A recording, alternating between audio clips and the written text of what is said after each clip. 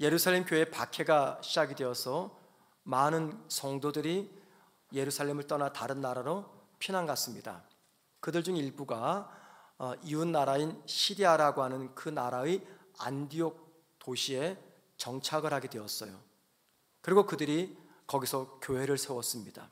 자, 교회를 세우고 나니까 목회자가 필요한 거죠. 그래서 바나바와 바울 두 사람이 그곳에서 목회를 시작했습니다. 그렇게 해서 시작된 교회가 안디옥 교회입니다. 바울과 바나바가 그 교회에서 한 1년쯤 목회를 하고 있었을 때 안디옥 지역 사람들이 안디옥 교회 성도들을 향해서 그리스도인이라고 하는 별명을 붙여주었습니다. 이들이 안디옥 교회 성도들에게 그리스도인이라고 별명을 붙였던 이유는 예수를 믿고 신앙생활하는 안디옥 교회 성도들의 삶의 독특한 모습 때문이었습니다. 자, 그리고 나서 그 이후로 예수를 믿는 사람들을 부르는 이 고정된 이름이 그리스도인이라고 결정하게 된 것이죠. 자, 저는 오늘 여러분과 함께 어떤 말씀을 생각해 보려고 하면요, 도대체 왜 이 안디옥 지역 사람들은 안디옥 교회 성도들을 향해서 그리스도인이라고 별명을 붙였는가라는 겁니다.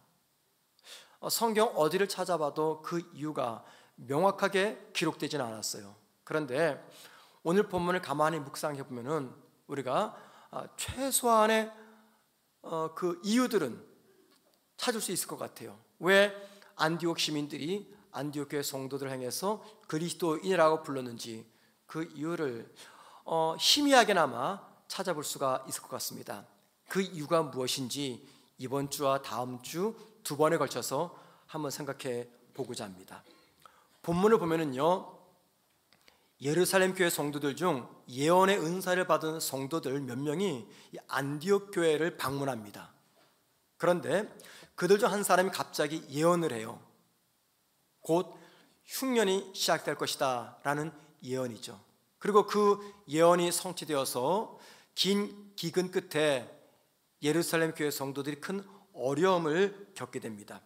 자, 그 소식을 들었던 안디옥 교회 성도들이 십시일반 구제 헌금을 모아서 그 헌금을 예루살렘 교회에 보냅니다. 그런데 사도행전을 기록하고 있는 누가는 바로 이 일들이 언제 이루어졌는지를 우리에게 알려주기 위해서 시간적 표현으로서 그때라는 표현을 27절에 말씀하고 있습니다. 27절에 보면은 이 모든 일들이 이루어진 때를 가리켜서 그때라고 이야기합니다. 그때란 언제를 말할까요? 바로 그 앞절에 있었던 26절의 말씀의 그때를 말합니다. 26절에 어떤 이야기가 기록되어 있습니까? 두 가지가 기록되어 있습니다.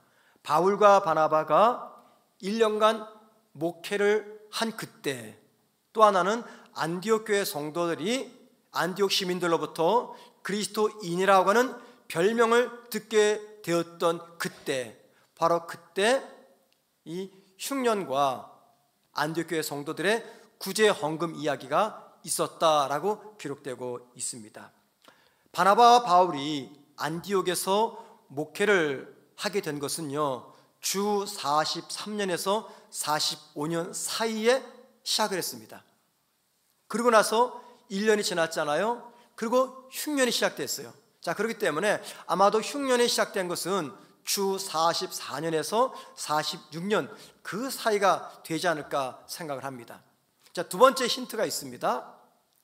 28절 말씀 보면은 흉년의 든 때를 가리켜서 로마의 황제였던 글라우디가 통치를 할 때다라고 말합니다. 글라우디오 황제가 통치할 때 흉년이 찾아왔어요. 로마의 황제였던 글라우디오는요, 주후 41년에서 53년까지 로마를 통치했습니다. 아마도 그 통치 기간 어느 때쯤 이 흉년이 시작이 된 거예요. 자, 그런데 이스라엘 역사가 중에 고대 역사가입니다. 요세푸스라는 사람이 있습니다. 그가 쓴 이스라엘의 역사책 중에 유대 고대사라는 책이 있어요. 그 책에 보면은 이 요세푸스는 이스라엘 사람들이 주후 45년에서 48년 사이에 시작된 흉년 때문에 큰 고생을 하게 되었다라고 말합니다. 자, 그러면서 이스라엘에 인접해 있었던 아주 작은 나라 아디 아베네라고 하는 이 왕국의 여왕이었던 헬레나가 유대교로 개종을 한 사건이 있었습니다. 그러니까 유대인들이 믿었던, 이스라엘 사람이 믿었던 유대교로 개종을 했어요. 자, 개종을 한 다음에 이 유대 사람들이 갑자기 시작된 흉년 때문에 고생한다는 소식을 듣고 자기의 돈으로서 이집트에서 곡물을 사고 또 마른 무화과 열매를 사서 유대인들을 도와주었다라는 이야기가 기록되어 있습니다. 자, 여러분, 지금 계속 반복되는 연도가 언제입니까? 주 44년에서 46년 사이에요. 그래서 이런 모든 이야기들을 종합해 볼 때 안디옥 교회가 흉년으로 고생하는 예루살렘 교회를 구제의 헌금 보낸 그때가 어쩌면 주후 44년이나 또는 46년쯤 되었을 것이다 생각할 수가 있습니다. 누가는 지금 두 가지 이야기를 연결해서 기록하고 있어요. 첫 번째는 안디옥 시민들이 안디옥 교회 성도들을 그리스도인이라고 별명을 붙였다, 이 이야기와 그 안디옥 교회 성도들이 주 44년 혹은 46년에 찾아왔던 흉년 때문에 고생하고 있었던 이스라엘 사람들, 예루살렘 교회 성도들을 돕기 위해서 구제금을 그들에게 전달했다. 이 두 이야기가 서로 밀접하게 연결되어 있어요. 이 두 이야기를 연결해주는 시간적 부사 표현이 바로 27절에 나오는 그때라는 시간입니다. 누가가 무슨 이유 때문에 이 두 이야기를 그때라는 시간적 부사로서 연결하고 있는 것입니까? 그것은요, 안디옥 교회가 기근으로 고생하는 예루살렘 교회 성도들을 돕기 위해서 구제물을, 구제 헌금을 보낸 그 사건은 안디옥 교회 성도들이 그리스도인이라고 하는 평판을 받게 된 이유 중 하나였음을 알리고 싶었기 때문입니다. 이 말은 안디옥 교회 성도들의 구제 헌금 전달 사건은 그들이 왜 그리스도인이라고 불리게 되었는지를 보여주는 최소한의 증거라는 말입니다. 사람들이 살거나 지나간 사례에는 반드시 흔적이 남습니다. 또는 채취가 남습니다. 그리고 삶의 흔적과 채취가 쌓이게 되면 그 사람에 대한 평판이 됩니다. 거짓말을 반복하는 사람을 거짓말장이라고 하죠. 거짓말장이라는 평판을 듣습니다. 또는 이간질 잘하는 사람, 그들은 간신배라는 평판을 들어요. 또는 성실한 사람은요, 신실한 사람이라는 평판을 듣게 됩니다. 그리고 그에 대한 그 모든 평판은 내가 그 사람과 계속 교제할 것인가 말 것인가, 내가 그에게 일을 맡길 것인가 말 것인가, 내가 그를 고용할 것인가 말 것인가를 결정짓게 되는 객관적인 기준이 된다는 것입니다. 그런데 여러분, 이러한 평판은요, 우리 개인에게만 주어지는 평판이 아닙니다. 식당에게도 주어지는 평판이고요, 또 이 평판은 교회를 향해서도 주어집니다. 그래서 평소 교회가 평판이 좋으면은요, 그 평판 때문에 별로 노력하지 않아도 사람들이 그 교회로 모이게 됩니다. 그러나 평소 그 교회가 늘 분쟁이 있고 다툼이 있는 소문이 펴지면요, 아무리 전도 집회를 해도 그 교회 사람들이 찾아오지 않습니다. 그만큼 평소에 이 평판이 중요하다는 겁니다. 안디옥 시민들은 안디옥 교회 성도들의 삶의 흔적을 보고 그들에게 그리스도인이라고 하는 별명을 붙였어요. 즉, 그들의 삶의 흔적과 채취가 이게 평판이 된 것이죠. 그 흔적이 무엇입니까? 그 흔적 중 하나가 바로 예루살렘 교회 성도들을 돕기 위해서 자신에서 구제금을 모은 그 사건이라고 짐작할 수가 있습니다. 여러분, 그리스도인 뜻이 무엇입니까? 쉽게 말하면 그리스도의 사람, 그 뜻입니다. 자, 그런데 우리가 그리스도라고 말하죠. 이건 예수님을 표현하는 명칭입니다. 그런데 원래 이 그리스도는요, 메시아라고 하는 이 단어를 번역된 표현입니다. 메시아는 히브리 말입니다. 고대 이스라엘 말이고, 그리스도는 고대 헬라 말입니다. 그리스 말이에요. 그러니까 이 메시아를 헬라어로 번역한 게 그리스도입니다. 그러니까 그리스도 뜻보다도 원래 원뜻인 메시아 뜻이 더 중요해요. 메시아 뜻이 무엇이냐면은 기름 부은 자, 하나님이 기름을 부어 세운 왕, 그 뜻입니다. 이게 메시아입니다. 그런데 이것을 헬라어로 그리스도라고 번역을 한 거죠. 그러니까는 이 그리스도는 왕의 사람, 혹은 그리스도의 사람, 혹은 예수의 사람, 그 뜻입니다. 이스라엘 사람들은요, 오랜 역사 속에서 이 메시아를 기다리는 소망을 가지고 있었어요. 하나님께서 오래전부터 예언하신 이 메시아가 우리에게 오게 되면은 오래전 다윗 왕 때 우리가 누렸던 나라의 번영을 누릴 수가 있다 해서 하나님이 보내실 메시아를 소망하고 있었습니다. 이 메시아 소망은요, 메시아 대망은 이스라엘 사람이라면 어린 아이부터 나이 많은 사람들 모두가 품고 있었던 소망이었습니다. 그런데 이스라엘 사람들이 아니면서도 안디옥 사람들은 이 그리스도, 즉 메시아를 알고 있었어요. 이거는 이스라엘 사람들에게만 주어진 하나님의 예언의 말씀인데, 이스라엘 사람들이 아닌 안디옥 사람들이 이 그리스도 혹은 메시아에 대해서 알고 있었습니다. 그래서 안디옥 교회 성도들을 가리켜서 그리스도의 사람이라고 그리스도인이라고 붙인 거죠. 왜 그런 일이 벌어졌을까요? 바울이 안디옥 교회에서 1년간 목회를 했어요. 그때 목회할 때 바울이 교인들에게 뭘 가르쳤을까요? 예수에 대해서 가르쳤겠죠. 복음을 가르쳤죠. 그러면서 그 예수에 대해 설명하기를, 그 예수는 이스라엘 오랜 역사 때부터 예언되어져 왔던 민족의 메시아, 온 인류의 메시아다라는 것을 가르쳤을 것이에요. 그러니까 안디옥 교회 성도들은 스스로 어떤 정체성을 가졌을까요? 나는 메시아의 사람이다, 나는 그리스도의 사람이다, 이런 정체성을 가졌겠죠. 그리고 세상 속에서 삶을 살아가면서 그들 입에서 튀어나온 말이 뭡니까? 메시아, 그리스도. 안디옥 사람들은 처음 들어보는 이 용어. 그런데 가만히 보니까는 안디옥 교회에 나가는 사람들이 자기들 입에서 말하는 것처럼 그리스도, 메시아 다운 삶을 살아가는 거예요. 그래서 안디옥 지역 사람들이 그리스도를 주장하고 그리스도를 자랑하는 안디옥 교회 성도들의 삶을 보면서 그리스도가 누군지는 모르겠지만, 메시아가 뭔지는 모르겠지만, 저들이 말하는 그 그리스도가 누군지는 모르겠지만, 저들이 말하는 그리스도 삶을 살아가니까는 저들은 틀림없이 그리스도의 사람이구나. 그래서 붙여진 이름이 그리스도인이라는 것입니다. 예수의 사람, 왕의 사람, 그리스도의 사람. 26절 말씀 보면은요, 바울과 바나바가 이 안디옥 교회에서 성도들을 1년간 가르쳤다라고 말합니다. 뭘 가르쳤을까요? 무엇을 강조했을까요? 틀림없이 복음을 가르쳤겠죠. 예수를 가르쳤을 것입니다. 자, 그러면서 예수 믿는 성도는 성도답게 살아야 된다라는 것도 가르쳤을 것이에요. 여러분, 성도가 성도답게 산다는 거, 이게 무슨 말입니까? 다른 말로 말하면 왕의 사람답게 살아가라, 예수의 사람답게 살아가라, 그 말입니다.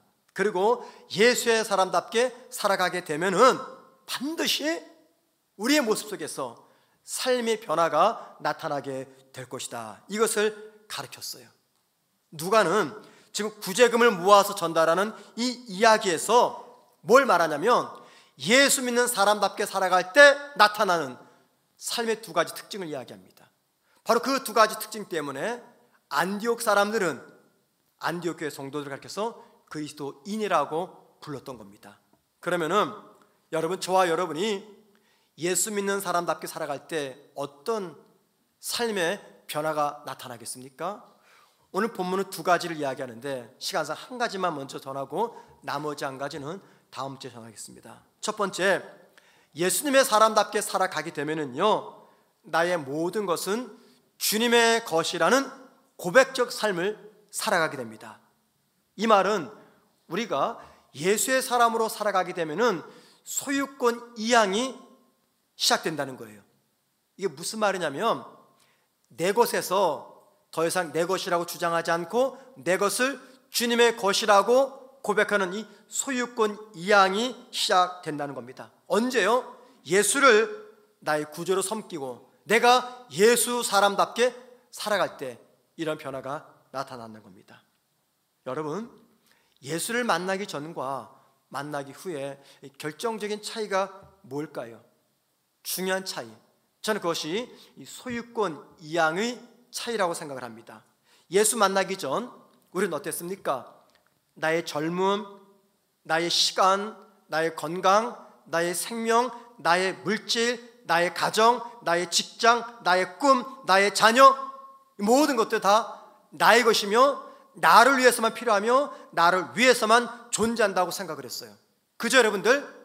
그런데 예수를 만나고 나서 어떤 변화가 생깁니까? 내 것이라고 고집했던, 내 것이라고 주장했던 시간, 건강, 생명, 물질, 사업장, 자녀, 가정, 내 꿈, 모든 것들이 내 것이 아니라 주님의 것이며 나는 주님의 것을 이 땅에서 맡아 관리하는 청직일 뿐이라고 고백하는 변화가 나타나게 됩니다. 그래서 주님을 만난 후에는요, 나의 모든 것들의 주인은 내가 아니라 주님이기 때문에 주인이신 주님께서 원하시는 대로, 기뻐하시는 대로, 그리고 바라시는 대로 사용하게 됩니다. 시편 127편 3절 말씀 보면은 우리 자녀를 가리켜서 하나님 주신 기업이다라고 말합니다. 자, 보세요. 보라, 자식들은 여호와의 기업이요. 여기 기업이라 그 말은 유산, 그 뜻입니다. 유산. 그런데 여러분, 여기 기업이 히브리어 단어로 나할라라는 뜻이 단어거든요. 나할라. 근데 이 나하라, 이 단어를 정확하게 우리나라 말로 번역하기 힘이 들어요. 왜냐하면 이건 고대 언어입니다.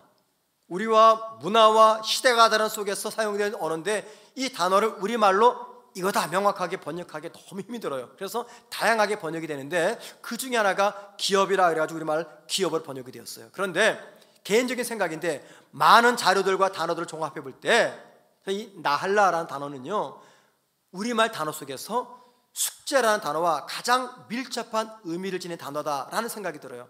숙제입니다. 그러니까 자녀는 하나님께 맡기신 숙제라는 거예요. 자, 여러분, 자식이 하나님의 숙제다, 그 말은 무엇에 어떤 의미가 내포되어 있습니까? 숙제 검사, 숙제 검사가 내포되어 있어요. 하나님께서 숙제를 맡겼잖아요. 그럼 하나님 반드시 숙제 잘했는지 검사하신다, 그 말입니다. 왜 검사해요? 그 자녀가 내 자녀가 아니라 하나님의 자녀이기 때문에 하나님의 자녀를 숙제 거를 잠시 맡겨 도와서 잘 숙제를 했는지 하나님 반드시 숙제 검사를 하신다는 겁니다. 자녀는 원래 우리의 소유가 아닙니다. 자녀는 하나님의 자녀입니다. 자, 여러분, 이게 정말 중요하게 의미가 담겨져 있어요. 부모가 가장 많은 사랑, 애정, 에너지, 힘, 시간, 정성 쏟는 대상자가 누굽니까? 자녀잖아요. 자녀. 자녀만큼 부모가 관심과 사랑과 에너지를 쏟는 대상이 또 있습니까? 내가 가장 사랑하는 자녀, 그래서 내 목숨조차도 아끼지 않는 자녀, 그런데 그 자녀를, 내 모든 에너지를 다 쏟는 그 자녀를 하나님 뭐라고 말씀하셔요? 내 것이다 말씀하시는 거예요. 너희 자녀가 아니라 내 자녀다. 믿는 사람은 이걸 고백합니다. 그죠, 여러분들? 여러분 고백하시죠? 여러분의 자녀가 내 자녀가 아니라 하나님의 자녀임을 믿으십니까?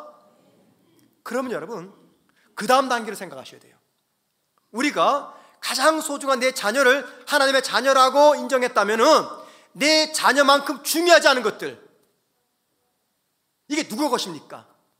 내 자녀조차도 주님의 것이라고 고백했다면 자녀보다 덜 소중한 나머지 것들 누구 거예요? 하나님의 것이라는 것입니다. 하나님의 것. 우리가 예수를 나의 구주로 고백하면요, 하나님의 것을 하나님의 것으로 인정하는 소유권 이양이 시작됩니다. 바울이 안디옥 교회에서 1년간 그들을 가르쳤던 핵심 사상이 바로 이것입니다. 예수가 나의 구주라면은 나의 모든 것들의 주인은 내가 아니라 우리 주님이시다. 그런 고백적 삶을 살아갈 때 안디옥 지역 사람들이 안디옥 교회 성도를 보면서 저들은 예수의 사람이구나 해서 그리스도인이라고 별명을 붙여준 겁니다. 여러분, 오늘 본문 29절 말씀 보시면요, 안디옥 교회 성도들이 자신의 모든 것들을 우리 주님께 이양한, 이 소유권을 이양한 말씀을 찾아볼 수가 있습니다. 보세요. 29절. 제자들이 각각 그 힘대로 유대에 사는 성도 형제들에게 부조를 보내기로 작정하고, 이 말씀은 안디옥 교회 성도들이 기근으로 고생하는 예루살렘 교회 성도들에게 구제금을 전달한 이야기입니다. 그런데 이 구제금을 어떻게 모았습니까? 우리말 성경에 제자들이 각각 그 힘대로, 즉 안디옥 교회 성도들이 각각 그 힘대로 구제금을 모아서 보냈다. 여기 각각 그 힘대로, 이게 무슨 말이에요? 각각 그 형편대로 그 말이죠. 그런데 이게 번역이 조금 잘못됐어요. 각각 그 힘대로가 아니라 각각 힘에 넘치도록 그 말입니다. 그러니까 형편대로 보낸 게 아닙니다. 각각 그 힘에 넘치도록 혹은 각각 풍성하게 구제금을 전달했다 그 말입니다. 이게 무슨 말이냐면요, 체면 때문에 어쩔 수 없어서 구제금 낸 게 아닙니다. 사람 눈치 보면서 구제금 낸 게 아니에요. 마지못해서 억지로 최소한으로 구제금을 한 것이 아니라 기쁨으로, 자원하는 마음으로, 풍부한 마음으로, 풍성한 마음으로 헌금을 했다 그 말입니다. 한번 생각해 보세요. 어떤 성도가 기쁜 마음으로, 자원하는 마음으로, 풍성한 마음으로 한 번도 번 적이 없는 다른 사람을 위해서 기쁨으로 자기 재물을 보낼 수가 있겠습니까? 체면 때문에 그럴 수 있습니까, 여러분들? 체면 때문에 할 수는 있어요. 아주 조금, 최소한으로. 사람들 눈치 보면서 할 수 있습니다. 아주 조금, 최소한으로, 마지못해서 억지로. 그런데 기쁨으로, 자원하는 마음으로, 풍성한 마음을 한다 하기에 이게 무슨 말입니까? 자기의 재물이 자기의 것이 아니라 주님의 것이라고 이 소유권을 이양하기 때문에 나타날 수 있는 결과라는 것입니다. 지난주 금요일 뉴스 시간에 제가 이런 보도를 들었습니다. 이미 죽었지만 고 이재록 씨가 목회하는 만민중앙교회에서 여러 목사 중에 한 사람이 성도들에게 이렇게 이야기를 했대요. 11조 내지 않으면 자녀가 유산될 것이다. 그래가지고 이 사람이 겁이 질려가지고 30억 헌금을 냈어요. 11조, 그동안 쭉 오랜 세월 동안에. 여러분, 두 사람 다 문제입니다. 11조 안 하면 자녀가 유산될 것이다 하면서 교회를 협박한 이 목사도 문제입니다. 네. 하지만 여러분, 솔직히 더 심각한 문제가 누굽니까? 자녀가 유산될 게 두려워서 헌금을 한 이분은 과연 건강한 신앙인이라고 말할 수 있을까? 우리가 헌금하는 이유는 뭐 때문입니까? 헌금의 유무에 따라 하나님이 복과 화를 내리기 때문입니까? 아니죠. 우리가 헌금하는 이유는 이 헌금은 내가 가진 모든 것들의 참 주인은 우리 주님이십니다 라고 하는 이 고백적 표현이기 때문입니다. 고백적 표현. 나의 모든 것의 주인이 주님이라고 고백하는 분은요, 자신의 모든 것들을 나의 원함보다도 주님의 뜻에 따라서 사용하려고 합니다. 다음의 이야기는 이렇게 살아갔던 한 신앙인에 관한 이야기입니다. 1900년 6월 6일 대한그리스도인 회보라는 신문이 발행이 되었어요. 그 신문에 실린 이야기입니다. 이 대한그리스도인 회보는요, 요즘 말로 말하면 우리 교회 교단에서 발행하는 교계 신문이에요. 124년 전에 실린 기사 내용입니다. 1800년대 1900년 초에 외국 선교사들이 우리 조선 땅에 와서 복음을 전했어요. 그때 강화도에 가서도 복음을 전했습니다. 그땐 다리가 없었겠죠. 섬이었겠죠. 그런데 그 강화도에 종순일이라는 사람이 선교사가 전하는 복음을 들었습니다. 그리고 예수를 믿게 되었어요. 그는요, 대단히 부자였습니다. 그 지역 사람들이 그에게 돈을 꾸지 않은 사람이 없을 정도로 그 지역의 최고의 부자였어요. 그가 복음을 듣고 자신의 죄를 고백하고 예수를 영접하고 구원을 받았습니다. 그러고 나서 그가 어느 날 마태복음 18장에 기록되어 있는 1만 달란트 빚진 자의 비유에 관한 이야기를 읽게 되었습니다. 이 이야기 어떤 내용인지 아시죠? 1만 달란트 빚진 사람이, 우리말로 말하면 한 100억쯤 되는 거죠. 100억 빚진 사람이 그 100억 빚을 다 탕감받았어요. 기쁘게 나오는데 길거리에서 자기에게 100만 원 빚진 사람을 만난 겁니다. 그래서 왜 100만 원 안 갚느냐고 그를 막 구타하는 거예요. 이 이야기입니다. 자, 이 이야기를 읽고 나서 이 종순일 씨가 깊은 고민에 빠졌어요. 며칠 몇 날 밤을 고민하다가 마침내 결심을 했습니다. 그리고는 자기에게 돈 빌려간 사람들을 다 불러 모았어요. 자, 이 돈을 빌린 사람들이 도대체 이게 무슨 일일까 걱정하면서 모여들었습니다. 그때 종순일 씨가 그 많은 사람들에게 이런 이야기합니다. 나는 예수를 영접하고 죄 사함 받아 구원받았습니다. 그런 내가 성경을 읽다가 1만 달란트 빚 탕감받은 자의 이야기를 읽게 되었습니다. 나는 죄인이었는데 예수를 통해서 구원받았습니다. 내게 베푸신 은혜는 1만 달란트 빚 탕감받은 자보다 더 큰 은혜입니다. 그런데 그런 내가 여러분에게 돈을 빌려주고 돈을 다시 돌려받으려고 한다는 것은 이 100데나리온의 빚을 탕감하자는 그 사람보다 그 더 큰 죄라고 생각을 합니다. 이러다가 내가 분명 천국 못 갈 것이 분명한데 오늘부터 여러분의 모든 빚들은 내가 없는 것으로 하겠습니다 라고 말했어요. 그랬더니 거기 모인 모든 사람들이 믿지 못하는 거예요. 그러자 종순일 씨가 모든 빈 문서를 사람들이 지켜보는 가운데서 불태워 없애버렸습니다. 여러분, 예수 믿는다고 우리 모두가 다 이렇게 살지 못합니다. 이렇게 살지 못해요. 그러나 누가 이렇게라도 살기 위해서 흉내라도 낼까요? 고민이라도 할까요? 그것은요, 나의 것을 주님의 것으로 소유권을 이양한 성도들입니다. 소유권 이양이 분명히 이루어진 분들이 이렇게 살기 위해서 생각이라도 하고 기도라도 하고 고민이라도 하는 것입니다. 예수를 믿는다고 해서 모두가 자신의 것을 주님의 것이라고 고백하지 않습니다. 어떤 분은요, 마음으로 소유권을 이양합니다. 마음은 그래요. 마음은.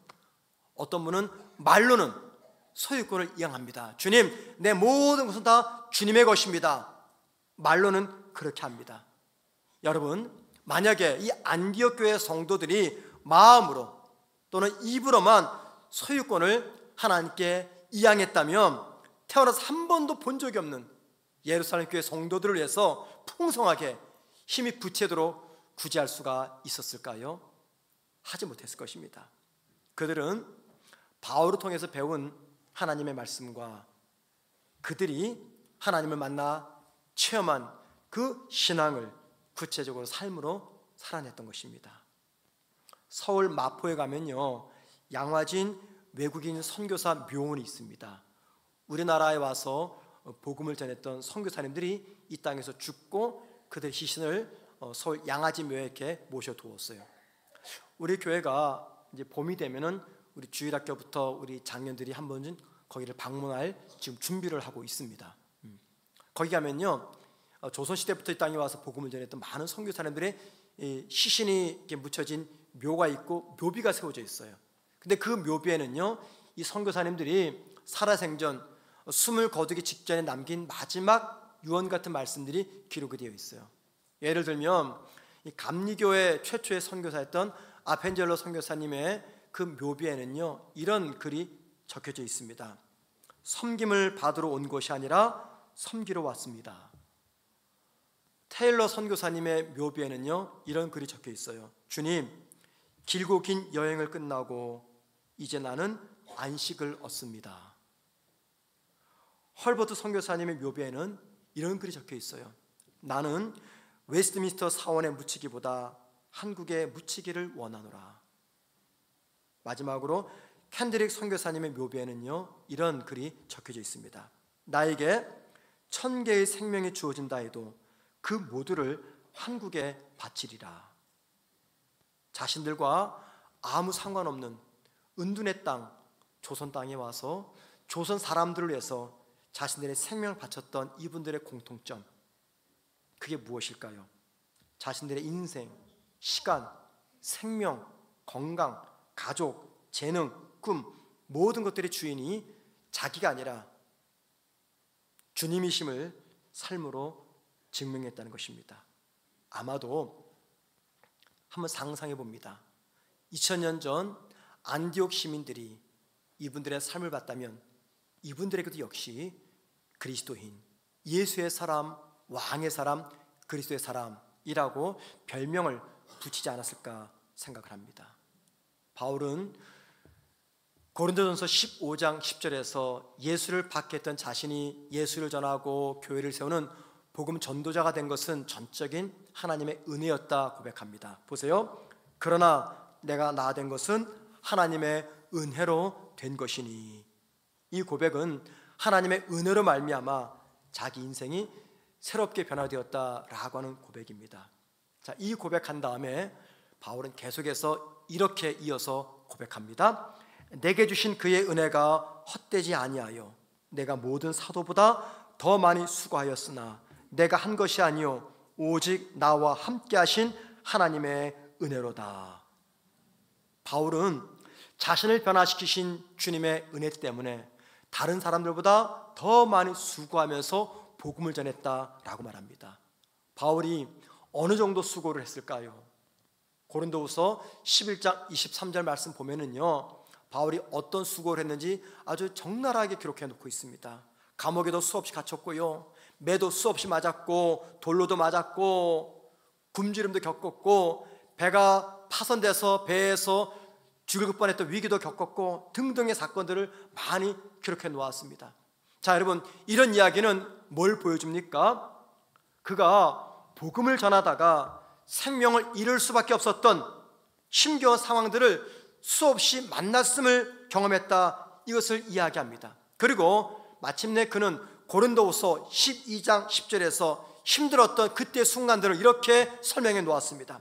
그러므로 내가 그리스도를 위하여 약한 것들과 능력과 궁핍과 박해와 곤고를 기뻐하노니. 이게 무슨 말입니까? 자신을 변화시켜 주신 그 주님 때문에 다른 사람보다 더 많이 수고하면서 복음을 전했는데 그때 능욕을 당했어요. 궁핍을 당했어요. 박해를 받았습니다. 곤고를 만났습니다. 그런데 그 모든 것들을 기뻐한다라고 말합니다. 바울이 예수를 만난 뒤 왜 능력과 궁핍과 박해와 공고를 당하면서 살았습니까? 왜 그렇습니까? 예수를 만나고 나서 바울이 깨달은 것이 있었기 때문이에요. 뭘 깨달았습니까? 자신이 소유한 모든 것들, 그의 인생, 그의 젊음, 그의 생애, 시간, 꿈, 지식, 모든 것들이 내 것이 아니라 주님의 것이라는 것을 깨달았기 때문입니다. 바울은 자기의 모든 것, 생명, 지식, 미래 소망, 모든 것들이 자기 것이 아니라 주님의 것임을 알았기 때문에 주님의 뜻을 이루기 위해서 기꺼이 능력과 궁핍과 박해와 곤고를 피하지 않고 헌신할 수가 있었던 겁니다. 그리고 자신이 깨달았던 이 신앙의 진리를 안디옥 교회 성도들에게 가르쳤고, 안디옥 교회 성도들은 배우고 깨달은 것을 실천하면서 살아간 것입니다. 바울의 고백, 그러나 내가 나 된 것은 하나님의 은혜로 된 것이니 라고 하는 이 고백을 통해서 만든 찬양이 있습니다. 우리가 잘 아는 찬양이죠. 나를 지으신 이가 하나님, 나를 부르신 이도 하나님, 나를 보내신 이도 하나님, 나의 나 된 것은 다 하나님의 은혜라. 나의 달려갈 길 다 가도록, 나의 마지막 호흡 다 하도록 나로 그 십자가 품게 하시니 나의 나 된 것은 다 하나님의 은혜라. 여러분, 우리가 이 찬양을 입술로 부릅니다. 그런데 이 찬양을 입술이 아니라 온 마음을 다해서, 전 인격을 다해서 찬양하면 어떤 고백적 삶을 살아가게 될까요? 주님, 이 세상에서 나에게는 주님보다 더 귀한 것은 없습니다.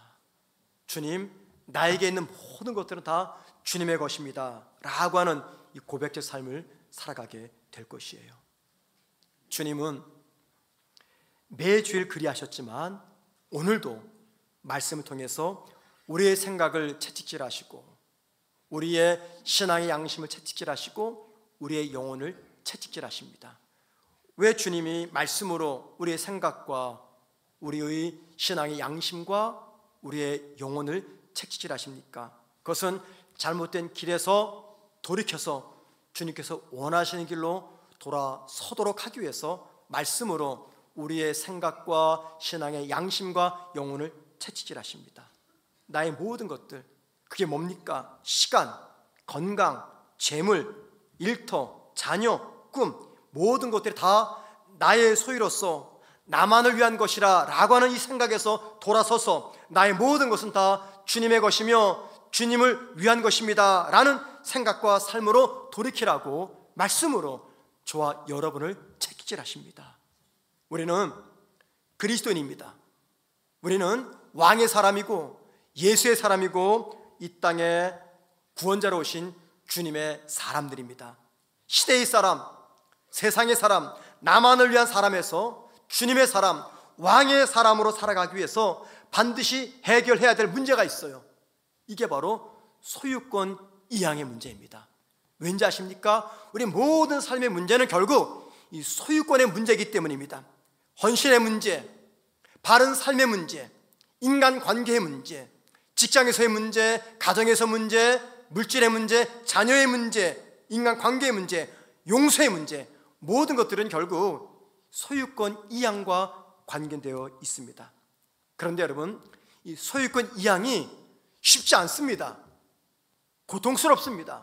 많이 아픕니다. 힘이 듭니다. 그런데 이 소유권 이양이 이루어져서 마침내 주님 앞에서 주님, 나에게서 가장 소중한 분은 주님밖에 없습니다. 주님, 내 모든 것들은 다 주님의 것입니다 라는 고백을 입술이 아니라 삶으로 살아가면 그런 사람들을 하나님께서 어떻게 대하실지 생각만 해도 기대가 되지 않습니까?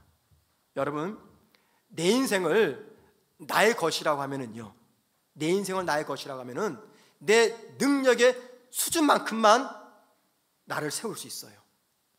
하지만 내 인생은 하나님의 것이라고 하면은요, 하나님의 능력의 수준만큼 내 인생은 세워집니다.